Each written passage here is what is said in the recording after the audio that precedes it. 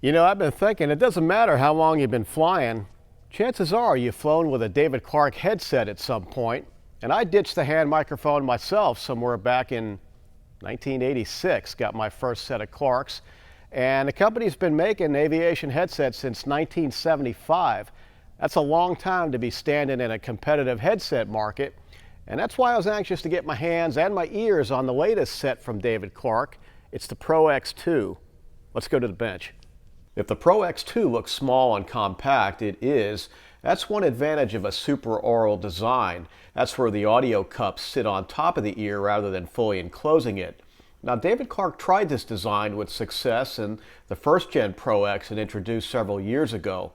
Now, other than a few nits, we liked it when we reviewed it back in 2013, and this latest 2019 model improves on what we think was already a pretty well-executed Supra-aural set.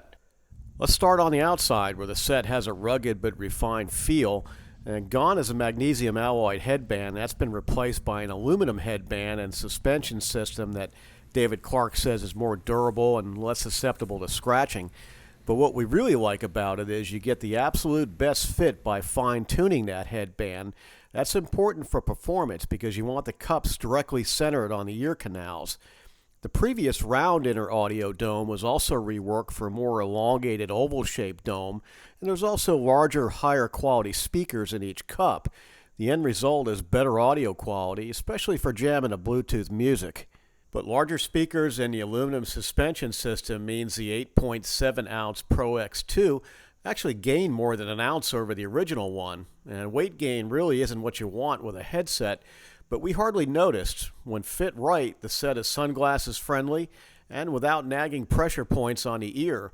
The replaceable Dura-stitched ear pads are soft and keep sweating to a minimum. As for noise canceling performance, we think the Pro-X2 is about as good as it gets for Supra-aural design. Remember, since the cups don't enclose the ear, there's audio leakage. While the old set had a tendency for the audio to crack and pop under high noise, like in full power takeoff runs and noisy pistons, as the sensing microphones for the A&R circuitry overdrive and hit the rails, the new set has automatic gain control for smoothing those sharp peaks during high noise transitions. Now, the audio you're hearing, I've got the camera microphone inside one of the ear cups of the Pro-X2. We're in a Cessna 150, and the headset is plugged into a portable David Clark intercom to give you an idea of what the microphone audio sounds like. Now, one thing David Clark did with this new Pro-X2 is they changed the microphone. They went from an electric mic to a MEMS-based microphone, and they took the amplifier that they previously had in the control module and moved it into the boom area of the microphone. The idea there is to prevent noise interference. One thing I really like is the design of this, of the module, the A&R module. It's pretty basic. It's got volume control for left and right ear, an on-off volume switch, and a Bluetooth control. The only thing I wish it had was a dedicated volume control for the Bluetooth music. It doesn't. You have to adjust the music through your smartphone, which isn't a big deal, but the music quality is so good through these headphones, it'd be nice to have a dedicated entertainment volume control, but this one doesn't.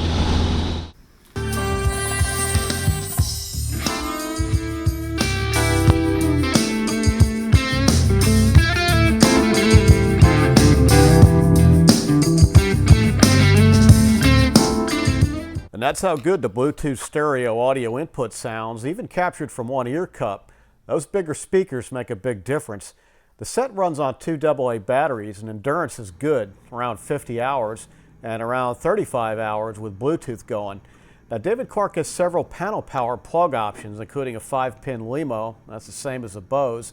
The set also has an enhanced auto shutoff that senses when you've turned off the audio panel, and it switches off the set after about 5 minutes.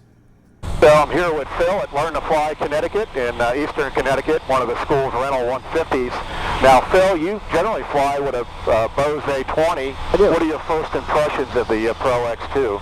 First impressions are pretty good. It definitely sits on your head a lot lighter than what the A20 does.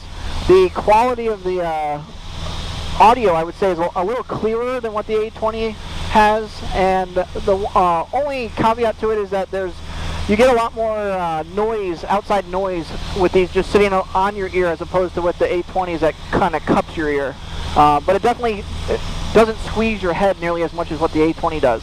Yeah, that's the idea, is you because you do get some leakage out of the cups for comfort, and Right. that's the idea of a Supra-aural design compared to these Bose A20s or anything else that fits encloses the ear entirely.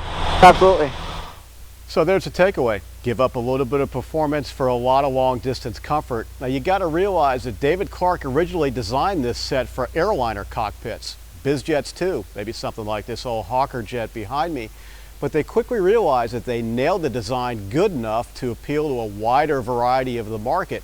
And that includes passengers and pilots of piston airplanes. Now, they're not going to work for everybody, so you want to try them before you buy them. And at $750, they're not cheap, but they're not flagship priced either. Now, for a full report on the Pro-X2, October 2019 issue of Aviation Consumer magazine. For Aviation Consumer, I'm Larry Anglisano. Thanks a lot for watching.